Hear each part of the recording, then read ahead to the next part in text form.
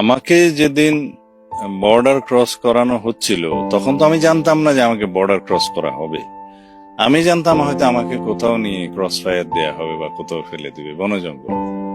এখান থেকে ক্রস করে হয়তো এই রাস্তা দিয়েই হবে, খুব সম্ভাবনা। আমার কাছে যেটুকু মনে হয়েছে, যেটুকু আমিও তখন অনুভব করেছি, যখন আমাকে শিলং এ চোখ বন্ধ অবস্থায়, হাত বাঁধা অবস্থায় শিলং নিয়ে গেল, যে পর্যায়ে আমাকে ছেড়ে দেওয়ার একটু আগে আমার চোখের বন্ধনীটা খুলে ফেললো, তখন আমি যখন দেখলাম যে আমাকে ছেড়ে দেওয়ার জন্য প্রস্তুতি নিচ্ছে, তখন আমার কাছে মনে হচ্ছিল হয়তো বা আমাকে এইখানে এই দেশে ছেড়ে দেবে।